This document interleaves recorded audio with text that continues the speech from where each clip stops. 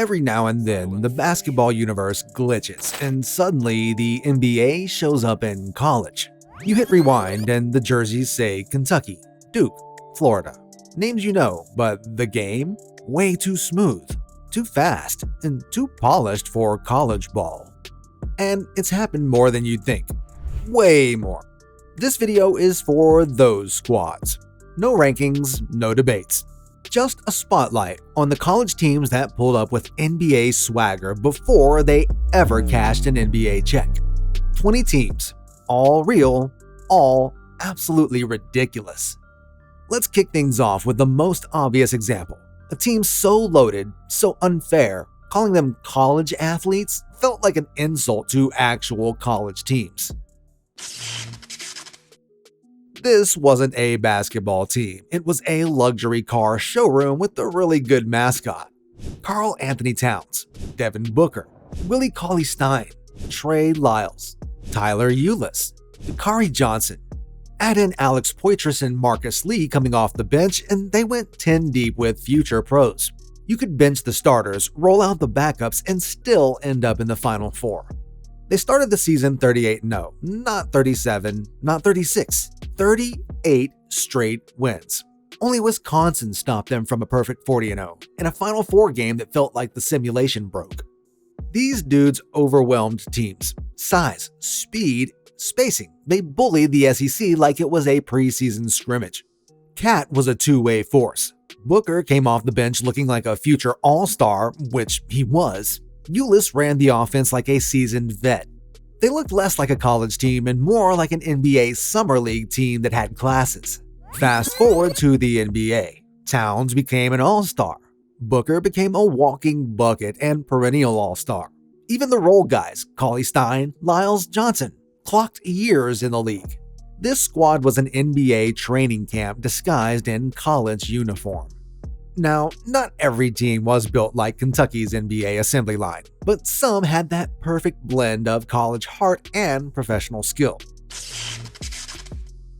The Jayhawks didn't just win the title that year, they snatched it in one of the most iconic finishes in March Madness history. Mario Chalmers' game-tying three still gives Memphis fans nightmares. But forget the Hollywood ending for a second. This whole roster was legit.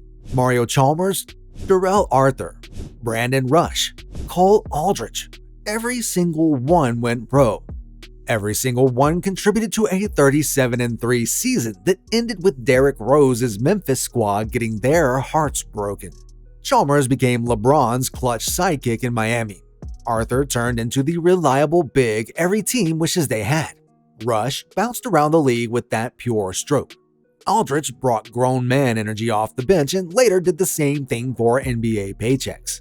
They weren't flashy like Kentucky's circus act. They were just better than everyone else. Professional execution before they ever got professional money. And just when you think the bar can't get higher, another squad shows up with a roster that could have held its own in the league. The 2008-09 Tar Heels were on a different kind of mission. The squad didn't just want to win, they wanted to run through people, and they did. From the opening tip of the season to the confetti falling in April, UNC looked like a team playing on fast forward while everyone else was stuck in slow-mo. Tyler Hansbrough brought that full-throttle I dive for loose balls in my sleep energy, while Ty Lawson had defenses spinning in circles. Danny Green and Wade Ellington filled it up from deep, and even off the bench, Ed Davis was already flashing serious NBA potential. Once their college careers wrapped up, nearly all of them made the jump. Hansbrough brought that same intensity to the league. Lawson became a blur in transition. Green became a three-time NBA champion. Ellington became a walking catch-and-shoot weapon, and Ed Davis played in the league for 12 seasons. That season, not just a title run, it was a warning shot to the NBA. Then came a team that didn't even pretend to be amateurs. The 2017-18 Duke squad looked less like college students and more like NBA rookies who got lost on their way to Summer League. 5 starters, 5 future NBA players. Seriously, Marvin Bagley III was the headliner. A high-flying double-double machine with a smooth game and a motor that didn't quit. Right next to him was Wendell Carter Jr., the big man with soft hands, serious footwork, and a grown man game way beyond his years. Gary Trent Jr. was a dog. Trevin Duval had the flash. And, of course, Grayson Allen, Duke's veteran villain and locker room flamethrower. College-wise, they didn't win it all. They ran into a red-hot Kansas squad in the Elite Eight, but the NBA was already sold. Bagley went number 2 overall. Carter followed close behind. Trent earned his role. Duval got his shot. And Grayson? Still out here cashing checks and hitting corner threes with that same "you still mad" energy. College basketball was just their stepping stone. The real work started in June. But before Duke was churning out lottery picks like sneakers, one team actually perfected the formula. The 2006-07 Gators had a simple business plan. We won it all last year, let's just do it again. Revolutionary strategy, flawless execution. They won it all in 2006, brought back their whole starting 5, and then casually did it again in 2007. Back-to-back titles. That's unicorn territory. Al Horford was the anchor, steady, smart, and impossible to move. Joakim Noah brought chaos wrapped in charisma. Corey Brewer locked down the perimeter, and Maurice Spates gave them firepower off the bench. Throw in Torian Green and Lee Humphrey raining threes, and this team could hit you from every angle. By the time they all declared, the NBA scouts didn't need to wait. Horford became a multiple-time All-Star and the definition of a glue guy for winning teams. Noah won Defensive Player of the Year and nearly stole an MVP. Brewer had a decade-long career. Even Maurice Spates turned into an NBA champion and microwave scorer. This was a grown man team playing on rookie difficulty. And just when college hoops started to feel semi-normal again, Duke said, "Hold our lottery picks." Zion Williamson, R.J. Barrett, and Cam Reddish weren't just top prospects, they were 3 lottery picks on the same roster. Zion was a human highlight reel, windmill dunks, chase downs, full court sprints from a guy built like a defensive end. Barrett was a walking bucket, cold, efficient, unshaken. Cam Reddish had that smooth wing game that screamed potential when locked in. And let's not forget Trey Jones, the floor general, keeping all that talent from turning into chaos. Did they win the title? Nah. Michigan State cut the cord in the Elite Eight. But this team wasn't built for March, it was built for June. It felt like the prequel to the draft. Zion went number 1, RJ went number 3, Reddish went 10th, and Trey made the league too. The wins were cool, but this squad was built for something way bigger than March. Duke had the names, the hype, the draft picks, but this next team, they had all that plus the hardware to prove it. This squad looked like they were built in a lab for domination. Anthony Davis was the crown jewel, a 7-foot freshman with guard instincts, freakish timing, and a unibrow that would soon be trademarked. On defense, he was a haunted house. Opponents didn't drive in, they evacuated. Michael Kidd-Gilchrist brought that junkyard dog energy, all heart, defense, and hustle. Then there was Terrence Jones, versatile, strong, and a matchup nightmare.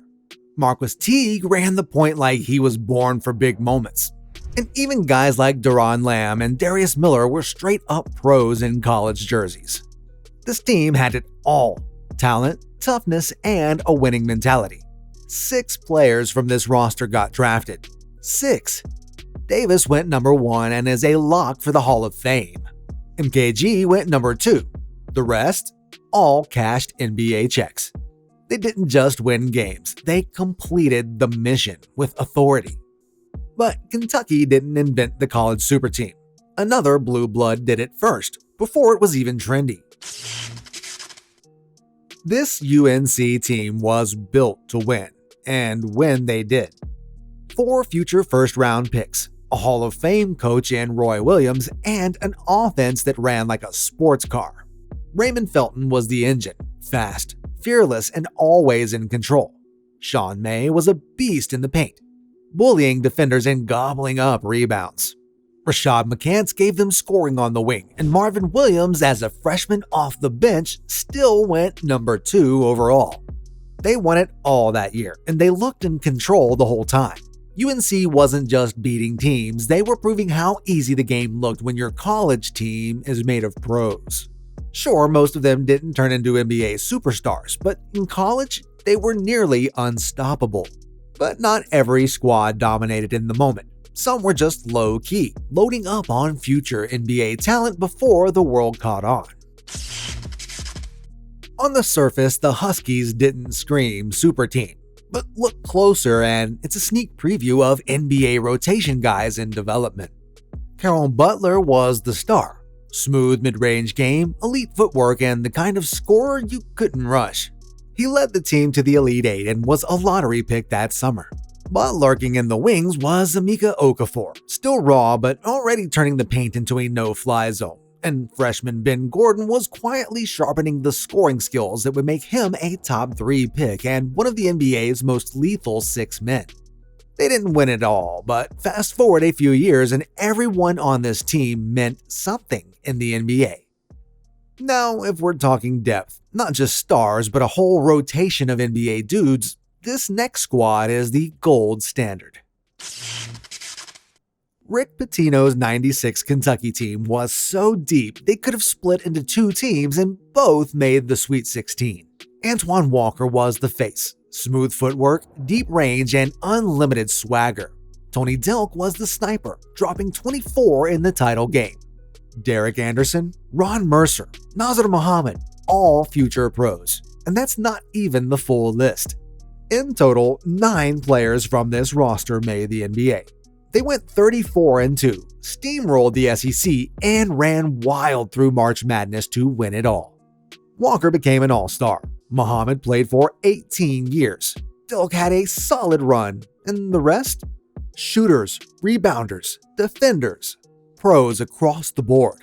This wasn't a college team, this was a full-blown NBA rotation wearing Kentucky blue. About a decade later, out west, one team quietly assembled a squad that could hang with almost anyone. No gimmicks, no flash, just straight-up talent.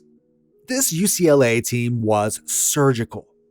Russell Westbrook, Kevin Love, Darren Collison, Luke Baamute, 4 future NBA starters, 2 future All-Stars, and a Final Four run to top it off.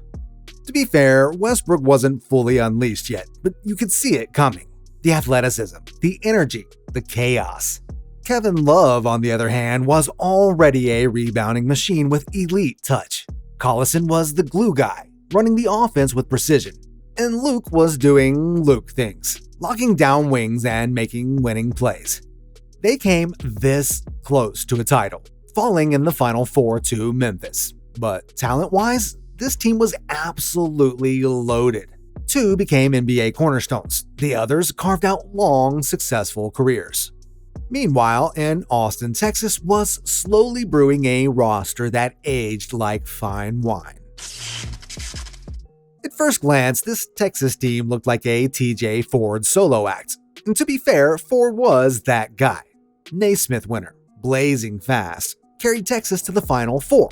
Everything ran through him and nothing fazed him. But looking back now, that roster had more long-term NBA talent than anyone realized. PJ Tucker was still flying under the radar, grinding, locking up, hitting the glass. Royal Ivey brought defense and toughness. And redshirting that year, LaMarcus Aldridge, 7-time All-Star, mid-range assassin, future face of a franchise. So, while Ford was making all the headlines, Texas was quietly developing multiple legit NBA careers. Then came a team so stacked, so hyped, so ready, it felt like they were prepping for the draft during the college season. Calipari pulled up with a cheat code. John Wall, DeMarcus Cousins, Eric Bledsoe, Patrick Patterson, all first-round picks, all on the same squad. Wall was the headline act, blazing speed, flashy handles, and unreal court vision. Cousins brought that controlled chaos, power, touch, and a whole lot of attitude. Bledsoe was a bulldog guard with bounce, and Patterson was the veteran stretch big who held it all together. They didn't win it all. West Virginia shut the lights out in the Elite Eight, but talent-wise, they looked 2 years too early for college ball. 2 lottery picks, 4 first-rounders, and a team that felt like it had no ceiling. You know NBA talent when you see it, but this next guy had so much of it, he willed his team to a title on his way to the league. Carmelo Anthony walked into college basketball like he already had a shoe deal. Silky footwork, ice-cold jumper, and big game poise. He averaged 22 and 10 without ever breaking a sweat. This was the Melo Show, and what a show it was. He led Syracuse through the Big East, through March Madness, and straight to a national title. No super team here, just one superstar and a few killers who know their role. Hakeem Warwick was the ultimate rim protector. Long, springy, and clutch. Just ask Kansas. Jerry McNamara? Lights-out shooter with ice in his veins. And while McNamara didn't make the league, Warwick had a respectable NBA run as an energy guy off the bench. But really, this team is remembered for Melo's one-year takeover. Some guys go one and done. He went one and done and won it all. Now let's rewind a bit to a program that shook the culture, even after the main stars left. By '93, the Fab Five era was winding down, but Michigan still had enough juice to hang with anyone. Chris Webber had gone pro the year before, but Juwan Howard and Jalen Rose were still around, seasoned, skilled, and clearly league-bound. Jimmy King and Ray Jackson weren't just leftovers. They were still starting, still hooping, and still chasing greatness. This version of Michigan didn't have the same spark as the OG Fab Five, but the core was tough and mature. Howard became an all-star and NBA champ. Rose turned into a 20-point scorer and playoff catalyst. King had a brief league run, and Jackson, while he never made the NBA, was still a legit college contributor. They didn't win it all, but they helped reshape the sport forever. Speaking of not winning it all, this next team will go down as one of the more talented Duke teams to not win a title. This squad was a full-on unit. They went 37-2, camped out at number 1 most of the year, and looked like the best team in the country, until UConn crashed the party in the championship game. Still, the talent was off the charts. Elton Brand was the anchor, efficient, powerful, and polished enough to go number 1 in the draft. Shane Battier was the glue, defense, IQ, leadership. Corey Maggette came off the bench and still became a lottery pick. William Avery and Chris Carrawell rounded out a 5 with 0 holes. 3 top 15 picks in the 1999 draft. From one team. Every core player either made the NBA or proved they belonged there. Earlier in that decade, out in Vegas, there was a team that didn't just intimidate. They overwhelmed you before the ball even tipped. This was the tail end of UNLV's reign of terror, but the remnants of one of the most feared teams in college basketball history were still around to cause problems. Larry Johnson, Stacey Augmon, and Greg Anthony had just led UNLV to an undefeated regular season the year before.